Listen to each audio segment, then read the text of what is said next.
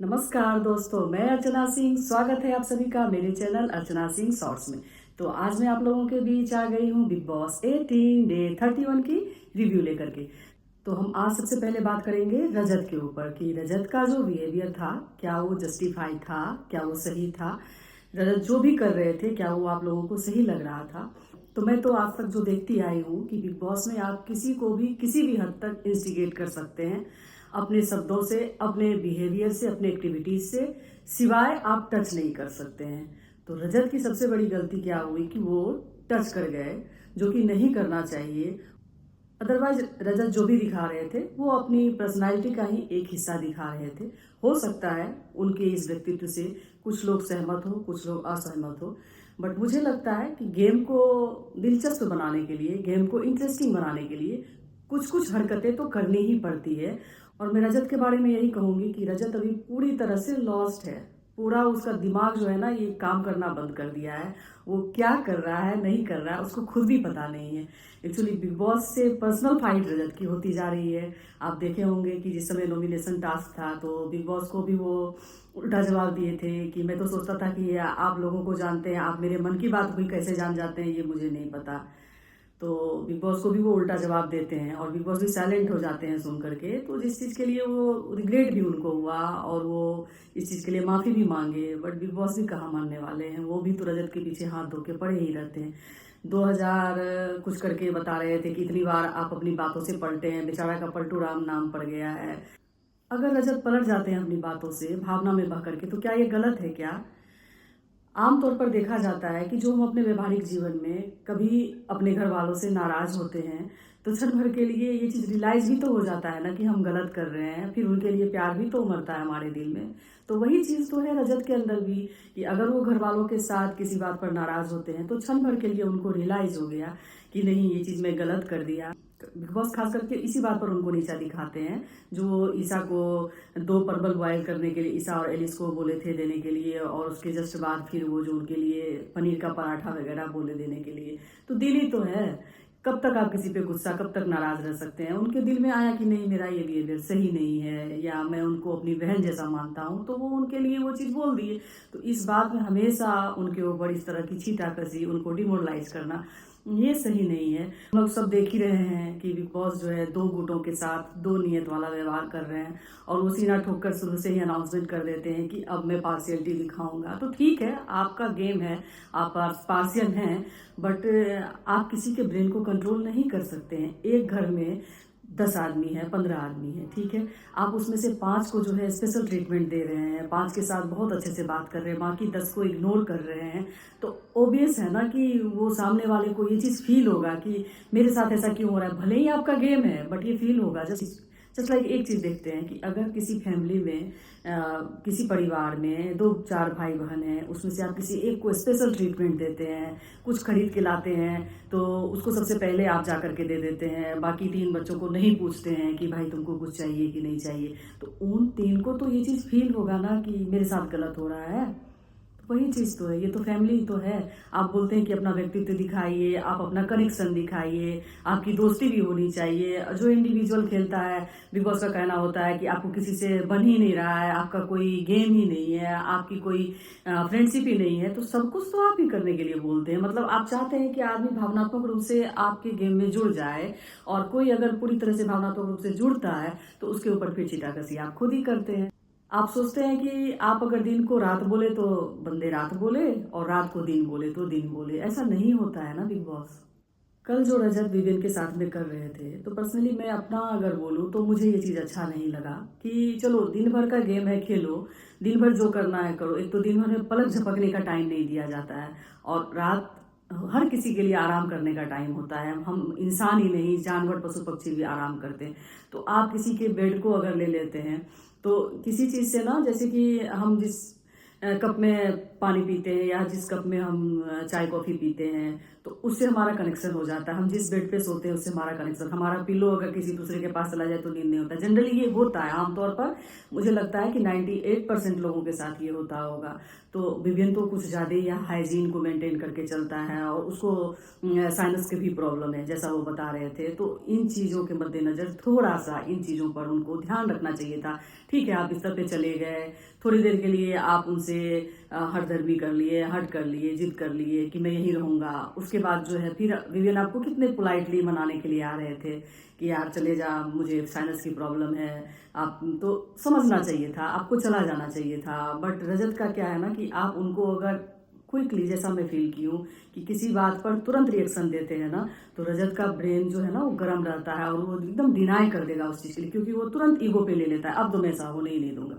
यही चीज़ विवियन अगर आधे घंटे के बाद रजत के पास फिर जाते और उसको प्यार से बोलते तो शायद रजत सुन सकता था इस बात को। बट रजत भी अपनी जिद पर था। और सोने पे सुहागा तो ये भी हो गया कि दिग्विजय जो है वो रजत के पीछे पीछे घूमते जा रहे हैं, जो जो रजत कर रहे हैं वही वही वो कर रहे हैं। तो दिग्विजय, आपसे बहुत उम्मीदें थी लोगों को, आपके जो फैन हैं आपको ये करते हुए देख करके देखना नहीं चाहेंगे, उनको अच्छा नहीं लगेगा। तो आप अपना ब्रेन इस्तेमाल कीजिए और कुछ हट करके कीजिए। आप ये भेड़ चाल में चल रहे हैं, आपको रजत जो बोल रहे हैं आप वो कर रहे हैं, तो ये चीज़ अच्छा नहीं लग रहा है। इंस्टिगेट ही करना था तो किसी और तरीके से करते, खुद का दिमाग अप्लाई करके करते। तो मैं यही कहूँगी कि मुझे विवियन का उस समय सब्र भी बहुत अच्छा लगा कि रियली वो जो है ना, मतलब अगर बिग बॉस उसको फेवर करते हैं तो करते हैं, बट अगर विनर की क्वालिटी है तो विवियन में है। विवियन के अंदर जो सब्र था ना, जितने पेशेंसफुली वो बात कर रहा था, और उसके बेड को जब ये लोग ऑक्यूपाई कर लिए, जब बेड पे सो गए, तो भी विवियन जो है इस चीज़ों को ज़्यादा बढ़ाना नहीं चाहा और रात में अपना अलग चला गया लेकर के। और अविनाश का समझ में नहीं आया मुझे कि दिग्विजय जैसे अविनाश के बेड पे चले गए, तो अविनाश को तो बोलना चाहिए था, वो तो हर चीज़ में अपनी आवाज़ उठाते हैं, तो वो क्यों फुसकी बम हो गए, वो क्यों ऐसे होते जा रहे हैं कि किसी बात पे रिएक्ट नहीं कर रहे हैं। शुरुआत में तो बहुत फायर ब्रिगेड बन करके सामने आए थे, तो उस समय अविनाश को बोलना चाहिए था। जो भी होता, कम से कम बात से दूसरे को तो होना ही चाहिए था, हॉट टॉक होना ही चाहिए था कि भाई तुम मेरे बेड पे क्या कर रहे हो। पता है हम लोगों को कि विवियन का पर्सनैलिटी वैसा है, तो विवियन ज्यादा मुंह नहीं लगाता है लोगों से। और खास करके रजत जो एक बात और उठाया था कि विवियन महिलाओं से ज्यादा बहस करता है। ये चीज आप लोग भी देखे होंगे कि जो भी फीमेल मेंबर है उनसे तो उनका बहुत टसन रहता है, टक्कर रहता है, बट किसी मेल मेंबर के सामने ना विवियन की बोलती बंद हो जाती है। भले ही वो बात नहीं बढ़ाना चाहते हो, लेकिन मुझे जहां तक लगता है ना, विवियन क्योंकि सोचते हैं कि मैं सामने वाले से जीत नहीं पाऊंगा, इसलिए मैं चुप ही रहता हूँ। और उसको जो है ना एक जो है सोवरटी का नकाब चढ़ाते हैं कि मैं बहुत सोवर हूँ, मैं किसी से बहस नहीं करना चाहता हूँ। लेकिन असलियत ये भी है ना, विवियन किसी फीमेल मेंबर से बहस कर लेते हैं, बट मेल मेंबर से बहस करने की क्षमता विवियन में नहीं है। आप देखे होंगे कि चाहत के साथ तो कुत्ते बिल्ली की तरह लड़ते हैं, उसके बाद श्रुतिका के साथ कुत्ते बिल्ली की तरह लड़ते हैं, बट ये उसको रजत को हैंडल नहीं कर सकेंगे तो रजत के सामने चुप हो जाते हैं। तो विवियन की ये स्ट्रेटेजी जो है ना सही है, मतलब वो उनका पर्सनैलिटी है, वो चीज़ हम लोगों को देखने को मिल रहा है। अब बात करते हैं सारा के ऊपर कि सारा को जब नॉमिनेशन में डाला गया और सारा नॉमिनेट हो गई तो पूरी तरह फ्रस्ट्रेट हो गई वो। उसको लगा कि अब मैं क्या करूं, क्योंकि अविनाश ही बोल रहे थे कि अरफीन खान सारा को बोल रहे थे कि चाहत तो तुमसे ज़्यादा एक्टिव है, वो कहीं ज़्यादा ऊपर है, तुम्हारे पर ही डर है बाहर निकलने का। तो सारा ये चीज़ सुन करके घबरा सी गई और सारा को लगा कि अब मैं क्या करूं। तो कुछ नहीं तो जाकर के विवियन के बेड पे बैठ गई, क्योंकि विवियन को हाइजीन प्रॉब्लम है और दूसरे किसी को भी अपने बेड पे बैठने नहीं देता है। तो सोची कि चलो ये बात बढ़ेगा किसी भी तरह पे, मेरे ऊपर कैमरा फोकस करेगा, थोड़ा कंटेंट दे दूंगी।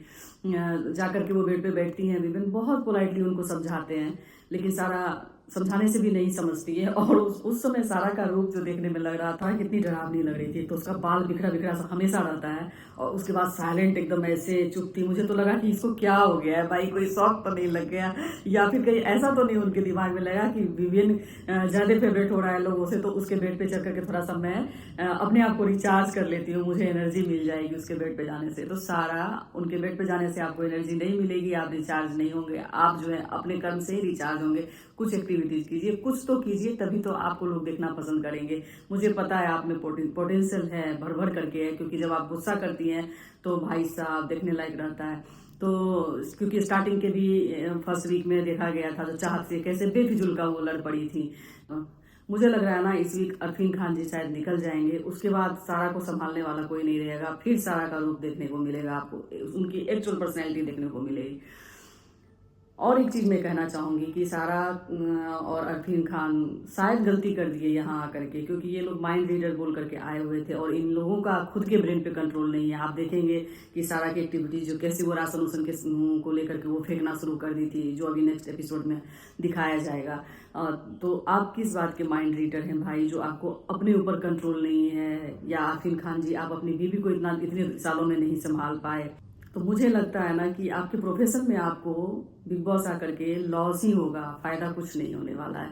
ये आपका गलत डिसीजन रहा, कई लोगों का गलत डिसीजन रहा है बिग बॉस में आकर के। कितने लोगों का जो है ना लाइफ चमक गया है, कितने लोग चमक चुके हैं, कितने लोगों को अच्छा खासा काम मिल गया और कितने लोग बिग बॉस में आकर के पूरी तरह से बर्बाद भी हो चुके हैं। तो कहीं यही चीज अरफीन खान और सारा खान का डिसीजन ऐसा ही ना, भगवान ना करे उनको बर्बादी का सामना करना पड़े, बट मुझे जैसा लगता है कि इन लोगों का ये गलत डिसीजन था यहाँ आना। और एक चीज मैं बोलूंगी कि सातिर कितने दोनों हस्बैंड वाइफ, जब चाहत का नाम आया, चाहत का कितना फ्रेंडली जोन में रहती है इन लोगों के साथ में, बट जब चाहत का नाम आया कि आप कौन कौन इनको बचाना चाहते हैं, नॉमिनेशन में जब 8 लोग फंस गए थे, तो ये दोनों हस्बैंड वाइफ ने हाथ नहीं उठाया। हाथ कौन कौन उठाया? तो बग्गा जी, रजत और वो जो कशिश आई हुई है, ये 3 लोग उठाए थे। अगर ये सारा और हस्बैंड वाइफ में से कोई एक उठाता, चाहत बच जाती। ऐसे भी चाहत बची हुई है, चाहत कहीं नहीं जा रही है, उनको अच्छा खासा वोट मिल रहा है और बिग बॉस अभी उनको निकालेंगे भी नहीं, क्योंकि वो बहुत अच्छा कर रही है बिग बॉस में। बट इन दोनों का पर्सनैलिटी तो सामने आ गया ना, ये लोग क्या सोचते हैं उसके बारे में। तो चाहत इस बात को लेकर के रो भी रही थी उन लोगों के पास, हस्बैंड वाइफ के पास, कि मेरे कोई दोस्त नहीं है, इसलिए मैं कभी फ्रेंड नहीं बनाती थी। आप लोगों के साथ मैं इतना क्लोज हुई और आप लोग ने मेरे लिए हाथ नहीं उठाया, तो दोनों आकर के सॉरी बोल रहे थे। तो अब पछता के क्या होगा जब चिड़िया चुग गई खेत। तो उस समय ना हाथ उठाना चाहिए था। अगर उस समय आप हाथ उठाते तो वो सामने से और आपके लिए खड़ी रहती और दोनों आप तीन मिल करके बहुत कुछ कर सकते थे, बट वो तो हुआ नहीं। आप लोग अपने स्वार्थ में अंधे हो गए, सोचे कि चलो चाहत को क्यों बचाते, हमारा कहीं नंबर ना आए। बट बिग बॉस उन लोगों को ही खड़ा किए जिनको बिग बॉस को बचाना था, बचते हुए देखना था। शिल्पा जी का अभी तक चाहत के प्रति वही भावना है, वो हाथ नहीं उठाए। श्रुतिका भी उसके लिए हाथ नहीं उठाया, मतलब कोई पूरा घर ही हाथ नहीं उठाया।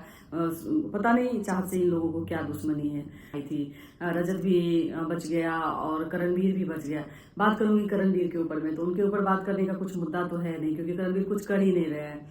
करणवीर को इतना दबा दिया गया कि करणवीर खुद ही कंफ्यूज है कि करे क्या। और एक चीज कहूंगी कि इस घर में अगर किसी का भी माइंड कंट्रोल में है, पूरी तरह बैलेंस है, दूसरे गुट के बारे में, ये 4 का जो गुट है इनके बारे में, विवियन गैंग के बारे में मैं बात नहीं कर रही हूँ, बाकी के जो 10 मेंबर हैं, इन लोगों में अगर बैलेंस में किसी का ब्रेन है, अगर कोई सोच समझ करके खेल रहा है ना, तो करणवीर है।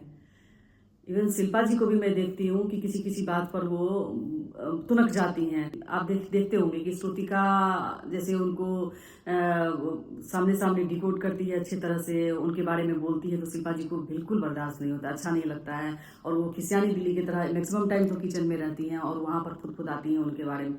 तो शिल्पा जी को भी धीरे धीरे फटते हुए लोग देखेंगे, बट करणवीर अभी तक कुछ नहीं। एक दो बिग बॉस उनको उतना डिमोरलाइज की, वीकेंड के बाद में उनकी उतनी बेइज्जती होती है, और उसके बाद जो घर के कंटेस्टेंट है जैसे अविनाश हो गया और विवियन हो गया, ये लोग उनके ऊपर छिटाकसी करते हैं और वो कुछ नहीं बोल रहा है, कुछ नहीं ऐसा देखने में आ रहा है। मुझे लग रहा है एकदम ब्रेन को कूल रखे हुए हैं वो। उनको, मुझे खुद लग रहा है कि शायद उनके अंदर ट्रॉफी जीतने की ललक नहीं है। वो सोच रहे हैं कि चलो मेरा वीकली पेमेंट आ ही रहा है और अभी अभी तो मैं एक ये जीत के आया ही हूँ, तो इसमें और विवियन को इतना फेवर भी किया जा रहा है बिग बॉस की तरफ से, तो मुझे तो जीतने को नहीं मिलेगा, तो वो एफर्ट भी नहीं डाल रहे हैं। थोड़ा सा करणवीर को जो है ना बूस्टअप करना चाहिए, उनको बोलना चाहिए कि आप अच्छा गेम खेल रहे हो, फिर देखने को मिलेगा करणवीर का गेम। और बात करते हैं बग्गा जी, तो बग्गा जी तो बस बेचारा बिना चाय का तो वो पूरा घर में जो है वो तबला वादन करते जा रहे हैं, पूरे घर में थाली लेकर के बजा रहे हैं, और विवेन उनको चढ़ा दिए कि आप पूरे घर में घूमो थाली लेकर के, और वो बजाते बच्चों को जैसे नहीं कोई बहकाता है कि ये काम कर लो तो ये हो जाएगा, वही चीज हो गया बग्गा जी के साथ। भाई बग्गा जी को निकालिए बिग बॉस, बग्गा जी कुछ नहीं कर रहे हैं, बट पता नहीं क्या होगा इस बार। अरफीन खान निकलेंगे कि बग्गा जी निकलेंगे? बग्गा जी कुछ कर ही नहीं रहे, बेकार बग्गा जी को रखा हुआ है इन लोगों ने। अब हम बात करते हैं कि शिल्पा जी जो सेव हो गई, और बिग बॉस जोन के ऊपर बात किए कि देखो 8 लोगों में आप तो सेव हो गई, बढ़िया बहुत अच्छा गेम खेली थी आप, तो कहीं ना कहीं शिल्पा जी तो गेम अच्छा खेली थी। और मुझे लग रहा है ना शिल्पा जी जो अभी नेक्स्ट जो टाइम बोर्ड का चुनाव करने वाले हैं ये लोग, तो जो गेम हो रहा है ना, मुझे लग रहा है करणवीर को मना कर रही थी कि वो शायद मतलब गेम को खराब करना चाह रही है, करणवीर लोगों के पक्ष में नहीं करेंगी। अभी तक शिल्पा जी सुधरी नहीं है, क्योंकि ऐसे भी शिल्पा जी को सामने से फ्रंट फुट पे आकर के ऑफर तो दे ही दिया है उन लोगों ने। विवेन भी कह दिया था कि आप हमारे ग्रुप में शामिल हो जाइए, तो जब वो मना कर दी, क्योंकि उनको तो शर्म लग रहा है ना कि डायरेक्टली मैं कैसे कह दूं कि मैं तुम्हारे ग्रुप में आ जाऊंगी, कहीं ना कहीं दिल से तो वो चाह ही रही होंगी। तो अविनाश बोला कि कोई बात नहीं, दूसरे टीम में हमारा एक मेंबर रहेगा, तो वही चीज हो गया मुझे लग रहा है गेम में, कहीं दूसरी टीम में इन लोगों की एक मेंबर होकर के इन लोगों का गेम ना खराब कर दे, जैसा मुझे देख के लगा। और अब तो देख के ही पता चलेगा कि क्या हुआ है। शिल्पा जी बिल्कुल ट्रस्टवर्दी नहीं है, उस पर ट्रस्ट करना बेकार है, और करणवीर को शिल्पा जी का साथ छोड़ देना चाहिए, बिल्कुल उनके साथ उठना बैठना भी नहीं चाहिए। बहुत सेल्फिश है शिल्पा जी। श्रुतिका का भी गेम फिलहाल 1-2 दिन से कुछ नहीं दिख रहा है। श्रुतिका बहुत अच्छा करते जा रही थी, बट क्या करे, इतना पार्शियलिटी है, लोगों का दिमाग काम करना बंद कर दिया है कि वो लोग क्या बोले क्या ना बोले। जब वो मग वाली बात को सलमान सर के पास उठाई थी कि मैं उसके मग को छुई, तो वो बोला धो करके लाओ, तो सलमान सर बोल दिए कि उसको हाइजीन प्रॉब्लम है तो कह रहा है। तो जब किसी कुछ लोगों के साथ अनफेयर भी होता है, वो भी बातें अगर वो बोलती है तो उसके पक्ष में नहीं बोला जाता है, तो हर एक व्यक्ति जो है ना अपनी हिम्मत को खोते जाता है। तो श्रुतिका भी कुछ खास नहीं, बस यही था कि विवेन के खिलाफ कुछ हो रहा था तो हंसती जा रही थी कि चलो मुझे इस चीज से खुशी है, कहीं ना कहीं बिग बॉस अगर कुछ नहीं कर रहे हैं तो थर्ड पर्सन अगर उसके ऊपर कुछ बोल रहा है तो इस बात से मुझे खुशी हो रही है। बाकी तो श्रुतिका का कुछ गेम कल के इसमें नहीं देखने को मिला है। अब आगे देखते हैं श्रुतिका क्या करती है। और चूम को सब लोग बचा लिए थे, चूम को मतलब सब पूरे घर वालों की फेवरेट है, तो हो सकता है चूम का फ्रेंडली बिहेवियर हो, और चूम किसी से पंगा भी नहीं लेती है, बस एक उससे जो झगड़ा हुआ था अविनाश से।